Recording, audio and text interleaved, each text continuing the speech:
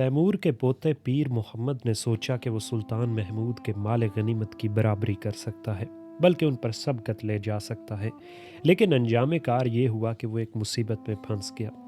سن 1369 سے 1397 کے موسم سرما میں اس نے اچھ اور دیپال پور پر قبضہ کر لیا اور مختلف مقامات پر اپنے داروغے متعین کیے۔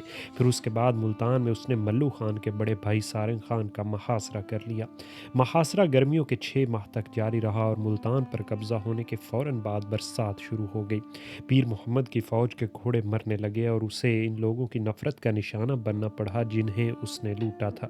لیکن پیر محمد، جس کی قسمت میں ایک معقول شرابی کی صورت میں تنزلی لکھی تھی، کو اس کی مصیبتوں سے اس وجہ سے چھٹکارا مل گیا کہ اس کا دادا ملتان سے 40 کوس دور بیاس کے کنارے جنجان نامی مکان پر بر وقت آن پہنچا۔ تیمور کی ہندوستانی مہم ترتیب اوقات کے عمدہ انتظامات کے ساتھ ایک لوٹ مار کے حملے کے طور پر تیار کی گئی تھی۔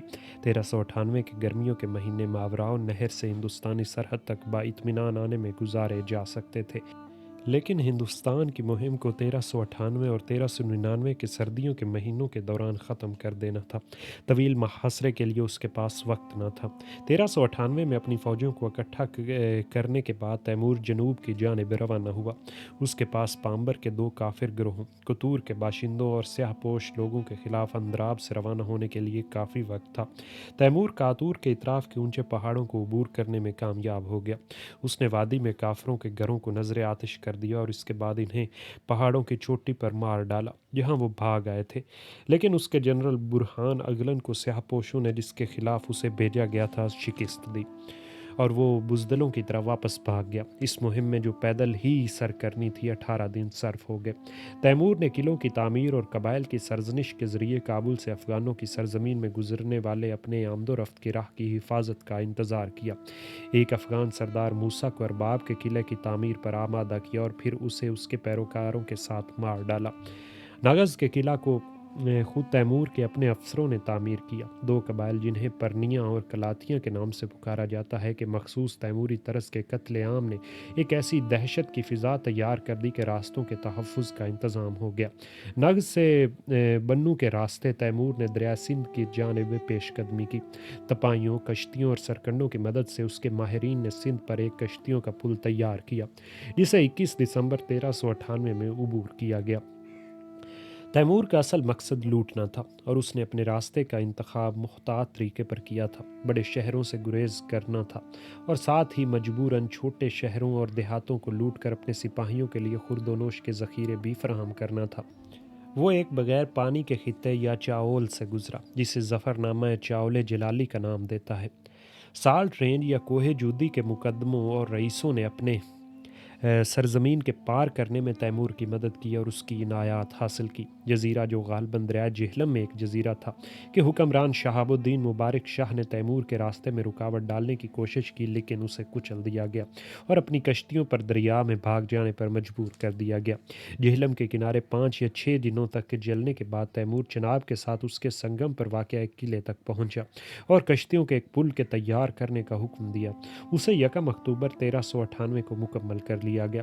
تیمور کے ہندوستانی حملے کو بجا قرار دینے کی کوشش میں شرف الدین علی یزدی کہتا ہے کہ دلی کی مرکزی حکومت اگرچہ مسلم ہاتھوں میں تھی مگر کمزور تھی، لیکن یہ اس لاچار حکومت کو تقریباً نیست و نابود کر دینے کا کوئی سبب نہ تھا۔ تلخ حقیقت یہ ہے کہ تیمور ایک لٹیرے کی حیثیت سے مذہبی بنیادوں پر کوئی امتیاز نہیں برت سکتا تھا، لہٰذا مذہبی محققین اور سیدوں کو جو متمول نہ تھے چھوڑ کر بلا امتیاز اور وسیع پیمانے پر اسے لوٹ اور غارت گری مچانی پڑی۔ ہندوؤں اور مسلمانوں نے بھی اس کے خلاف ایک مورچہ بنایا۔ 13 اکتوبر کو تیمور کی پالیسی واضح ہو گئی جب وہ تلمہ کے شہر میں پہنچا جو ملتان سے 35 فرسخ کی دوری پر تھا۔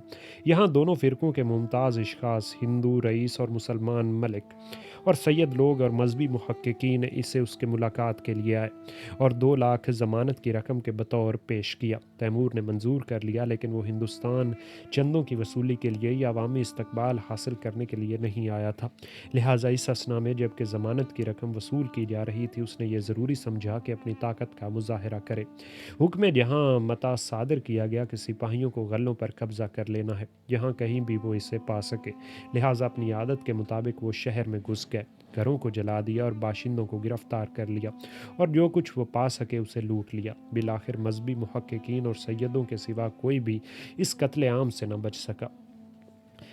20 اکتوبر کو تیمور تلمی سے روانہ ہوا اور دوسرے روز دریائے بیاس کے کنارے قصبہ شاہ نواز کے پاس خیمہ زن ہوا۔ شیخہ کھوکھر کے بھائی جسرت کھوکھر نے اپنے 2000 آدمیوں کے ساتھ حملہ آور کا مقابلہ کیا، لیکن انہیں شکست ہو گئی اور وہ سب کے سب ذبح کر دیے گئے۔ اگرچہ یہ معلوم نہیں کہ جسرت کے ساتھ کیا ہوا۔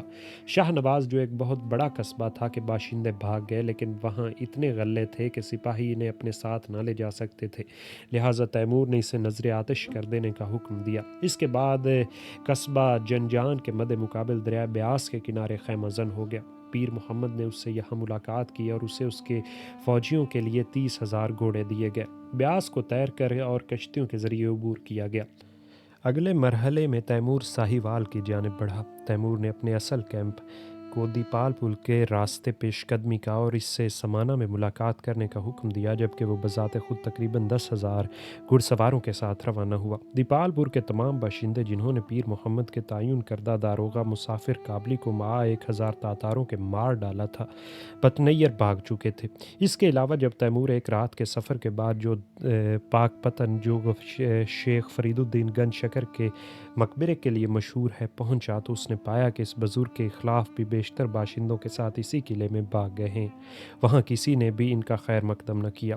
پتنیر کا قلعہ ایک بے آب خطے میں واقع ہے۔ تیمور نے شیخ فرید کے مزار پر دعائیں مانگی اور تب رات بھر کے ایک لمبے سفر میں 100 میل طے کر کے 7 نومبر 1398 کو وہ پتنیر پہنچ گیا۔ پتنیر کا حکمران رائے دول چند ان مسلمانوں اور ہندوؤں کی مدافعت کرنے کی پوزیشن میں نہ تھا جو پناہ کے لیے اس کے پاس بھاگ آئے تھے، لیکن جب رائے نے اطاعت قبول کر لی تو اس کے بھائی کمال الدین نے جو ایک مسلمان تھا مزاحمت جاری رکھی، لیکن پتنیر کا انجام بھی دوسرے شہروں جیسا ہوا۔ ہندوؤں نے اپنی عورتوں اور بچوں اور جائیداد تمام کو آگ میں ڈال کر جلا ڈالا۔ وہ لوگ جو مسلمان ہونے کے دعوے دار تھے انہوں نے اپنی عورتوں اور بچوں کے سر اس طرح کاٹ لیے گویا کہ وہ بکریاں ہوں۔ یہ کام کرنے کے بعد دونوں فرقوں کے لوگ آخری دم تک لڑنے کو تیار ہو گئے۔ تقریباً 10,000 ہندوؤں کو قتل کیا گیا۔ مارے گئے مسلمانوں کی تعداد مرقوم نہیں۔ عمارتوں کو نذر آتش کر دیا گیا یا منہدم کر دیا گیا۔ سرسوتی کے باشندے جو سوروں کو پالنے میں مخصوص تھے اپنے شہروں سے بھاگ نکلے تھے، لیکن ان کا تعاقب کیا گیا اور انہیں بھی مار ڈالا گیا۔ قلعے کے لوگوں کو لوٹ لیا گیا اور مار ڈالا گیا اور ان کے قلعے کے چند مٹی کے ڈیروں میں تبدیل کر دیا گیا۔ قاتل حملہ آوروں کا کام اس بنا پر بہت زیادہ آسان ہو گیا کہ فتح آباد کی تھل، سمانہ، اسوندی اور پانی پت کے تمام باشندے خوف اور دہشت کی بنیاد پر دلی کی جانب بھاگ گئے تھے، جبکہ معمولی فہم و فراست سے کام لے کر انہیں اور بھی زیادہ مشرق کی جانب دواب کے مختلف حصوں میں بھاگنا چاہیے تھا۔ نومبر کے تیسرے ہفتے میں اصل کیمپ سمانہ پہنچا۔ 2 دسمبر کو باضابطہ طور پر کیتھل سے روانگی شروع ہوئی۔ کہیں بھی کوئی مزاحمت نہ ہوئی اور 11 دسمبر کو تیمور نے جمنا پار کیا اور ایک قصر جہاں پناہ میں مقیم ہو گیا، جو دلی سے 2 فرسخ کے فاصلے پر تھا۔ دوسرے دن ملو اقبال خان 4,000 گھوڑوں اور 5,000 پیادہ اور 27 ساتھیوں کے ساتھ تاتاروں کے خلاف روانہ ہوا، لیکن ایسے معلوم ہوتا تھا کہ پہلی ہی جھڑپ کے بعد وہ واپس بھاگ گیا تھا۔ پورے 1 لاکھ ہندو قیدیوں کو جو تیمور کے کیمپ میں تھے اور جنہوں نے ملو کے ذریعے بچا لے جانے کے خیال پر خوشی کا اظہار کیا تھا، ذبح کر ڈالا گیا۔ تیمور نے اپنے کیمپ کو مضبوط بنانے کی ہر احتیاط برتی، لیکن فیصلہ کن جنگ 18 دسمبر 1398 کو ہوئی، جو خاص طور پر قابل ذکر نہیں۔ محض 10,000 گھوڑوں اور 40,000 پیادہ پاک کی ایک فوج سلطان محمد تغلق اور ملو میدان میں لا سکتے تھے۔ وہ بری طرح پسپا ہو گئے اور شہر کی جانب واپس بھاگے۔ آدھی رات کے بعد کسی وقت سلطان اور ملو جنوبی دلی کے 2 مختلف دروازوں سے شہریوں کو ان کی قسمت پر چھوڑ کر بھاگ نکلے۔ جمعرات 20 دسمبر 1398 کو دلی کی ممتاز اشخاص اپنی اطاعت کی پیشکش کے لیے حوض کے قریب آئے جہاں تیمور نے اپنا خیمہ گاڑ رکھا تھا۔ انہوں نے تیمور کے نام پر خطبہ پڑھنے اور باشندوں سے ضمانت کی رقم وصول کرنے کی حامی بھری۔ ادھر تیمور نے دلی کے باشندوں کے تحفظ کا وعدہ کیا، لیکن اس وعدہ دل میں ان بگوڑوں کو مستثنی کر دیا گیا جو بڑی تعداد میں دلی آ گئے تھے، اس لیے یہ محض دھوکہ تھا اور اس کے پورے سفر کا مقصد دلی کو لوٹنا تھا۔ لیکن تیمور نے ایسا رویہ اختیار کرنا مناسب سمجھا کہ گویا اس کے سپاہی اس کے اختیار سے باہر ہو ہو گئے ہیں۔ شرف الدین علی یزدی جو چاپلوسانہ الفاظ میں حقیقت کو یوں منتقل کرنے کے فن کو جانتا تھا کہ بعض پرس سے بھی بچے اور اپنے دو شاہی آقاؤں کی حمایت بھی حاصل کر لے، دلی کی لوٹ اور غارت گری کا حال مندرجہ ذیل پیراگرافوں میں بیان کرتا ہے جو بڑی محتاط انداز میں لکھے گئے۔ جمعرات 27 دسمبر 1398 کو فوجیوں کی ایک جماعت دلی کے پھاٹک پر جمع ہو گئی اور اس نے شہریوں پر حملہ شروع کر دیا۔ بڑے بڑے امراء کو اسے روکنے کا حکم دیا گیا، لیکن چونکہ مشیت یزدی اس شہر کے اور اس شہر کے باشندوں کی تباہی کا فیصلہ کر چکی تھی، لہٰذا اس کی تباہی کے تمام ذرائع مہیا ہو گئے۔ شاہی خواتین قصر ہزار ستون کو دیکھنے آئی تھیں، جسے ملک سلطان محمد تغلق نے بنوایا تھا۔ بڑے بڑے افسران مالیات اور ملازمین دروازے پر بیٹھ کر ضمانت کی وصول شدہ رقم کا اندراج کر رہے تھے۔ اسی وقت تقریباً 1000 گھڑ سوار جنہیں چینی اور غلہ پر قبضہ کر لینے کا حکم ملا تھا، شہر میں داخل ہو گئے۔ جب تاتار سپاہیوں کی ایک بڑی تعداد شہر میں داخل ہو چکی تو ہندوؤں کے بہت سے گروہ دلی کے 3 شہروں میں سری، جہاں پناہ اور پرانی دلی گستاخی پر آمادہ ہو گئے اور انہوں نے لڑنا شروع کر دیا۔ ان میں بہتوں نے اپنے گھروں اور جائیدادوں کو آگ لگا دی اور اپنی بیویوں اور بچوں کے ساتھ جل کر مر جانے کو ترجیح دی۔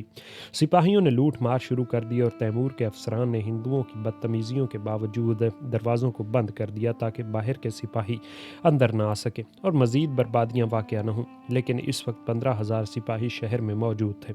انہوں نے شام سے لے کر صبح تک مکانوں کو لوٹا اور جلایا اور چند جگہوں پر ہندو بہادری سے لڑے۔ یہ تمام الفاظ شرف الدین علی یزدی کے تھے، جو تیمور کا درباری تھا۔ اب ہم مزید اس کی کتاب سے اقتباسات کو بیان کرتے ہیں۔ دوسرے دن صبح کو پوری فوج شہر میں داخل ہو گئی اور سپاہیوں میں زبردست اضطراب تھا۔ جمعہ 28 دسمبر کو عام لوٹ اور غارت گری کا آغاز ہوا اور جہاں پناہ اور سری کے بیشتر مکانوں کو لوٹ لیا گیا۔ سینچر 29 دسمبر کو لوٹ اور غارت گری اسی طرح جاری رہی۔ ہر سپاہی نے تقریباً 150 مردوں، عورتوں اور بچوں کو گرفتار کر لیا۔ 20 قیدی کم سے کم تعداد تھی جو ایک سپاہی کو حاصل ہوئی۔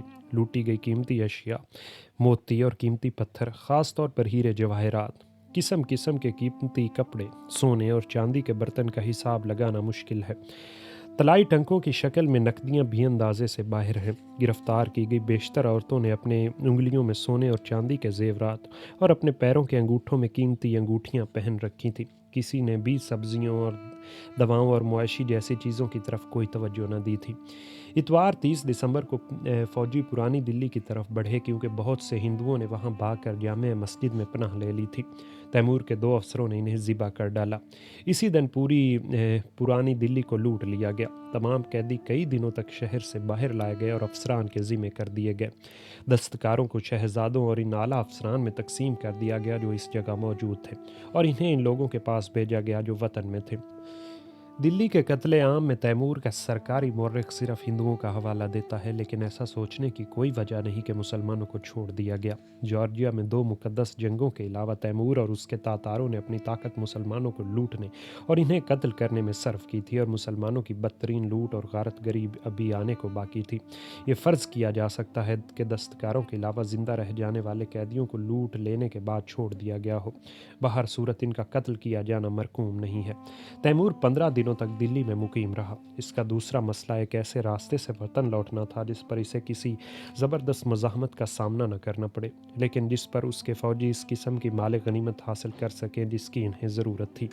عورتیں، بچے، غلے اور مویشی ماضی کے منگول تجربہ سے رہنمائی پا کر اس نے ہمالیہ اور سیوالک کی پہاڑیوں کے درمیانی راستے کا انتخاب کیا۔ اس راستے میں میرٹھ کا شہر بدقسمتی سے موجود تھا۔ تیمور کے افسروں نے، جنہیں پہلے ہی روانہ کیا جا چکا تھا، اسے خبر دی کہ شہری صفی نامی ایک ہندو اور مسلمان الیاس افغانی اور مولانا احمد تھانہ سیری کے بیٹے کی قیادت میں مزاحمت پر تیار تھے۔ تیمور 8 جنوری 1399 کو سپہر کو 40 میل کی ایک مسافت کے بعد 10,000 گھڑ سواروں کے ساتھ میرٹھ کے اطراف میں جا پہنچا۔ دوسرے دن تاتاروں نے شہر پناہوں پر قبضہ کر لیا اور شہر میں داخل ہو گئے۔ چند غیر واضح اسباب کی بنا پر دفعتاً مدافعت کمزور پڑ گئی۔ صفی نے لڑتے ہوئے جان دے دی اور اس کے 2 مسلم رفیقوں کو باندھ کر تیمور کے سامنے لایا گیا۔ باشندوں کو ذبح کر ڈالا گیا اور ان کی عورتوں اور بچوں کو غلام بنا لیا گیا۔ अब सिवालक तक का रास्ता साफ था। ये छोटे छोटे रईसों और अमन पसंद देहातों का इलाका था जो महज मजबूरन लड़ने पर आमादा हो गए थे। तैमूर ने हरद्वार और जमुना के दरमियान की खुशहाल सरजमीन को ताराज करने में तकरीबन 1 माह सर्फ किया। कहा जाता है कि उसने खिता के 7 किलों पर भी कब्जा कर लिया और उसके देहातों से 20 जंगें लड़ी। हर तातार सिपाही को कोई 100 से लेकर 200 तक गायें और 10 से लेकर 20 तक कैदी हासिल हुए। ये बात काबिल ज़िक्र है कि कोई भी अहम हिंदुस्तानी मुसलमान अमीर तैमूर के साथ शामिल न हुआ, और चूँकि उसे अपने नुमाइंदे की हैसियत से किसी न किसी का इंतखाब करना था, लिहाजा उसने खिज़र ख़ान को तरजीह दी। बहादुर नाहिर मीरठ के रास्ते में उससे मुलाकात के लिए आए। कश्मीर के कटर सुल्तान सिकंदर ने सोचा कि तैमूर में वो शायद एक हम ख्याल इंसान पा सके, लिहाजा उससे मुलाकात के लिए रवाना हुआ। लेकिन जब तैमूर के अफसरों ने उससे 30,000 घोड़े और 10 लाख चांदी के सिक्के, फ़ी सिक्का 205 मिशकाल चांदी का वज़न मांगे, तो उसने वापस हो जाने का फ़ैसला किया। शेखा खोखर ने तैमूर को अपनी खिदमात पेश करनी थी, लिहाजा उसका लिहाज करके इन तमाम हिंदुओं को जो इससे मुतालिक थे मुआफ़ कर दिया गया। लेकिन जिस वक्त तैमूर सिवालक के इलाके में था, शेखा ने उससे वतन जाने की इजाज़त चाही। इसके बाद ही उसने तैमूर को बहसीत मजमूई नज़रअंदाज कर दिया और वो खिराज अदा नहीं किया जिसका उसने वादा किया था। लिहाजा इस तातार फ़ौज ने, जिसे लाहौर से ज़मानत की रकम वसूल करने के लिए भेजा गया था, उसकी सरजमीन को लूट लिया और उसे कैदी बनाकर तैमूर के पास ले आई।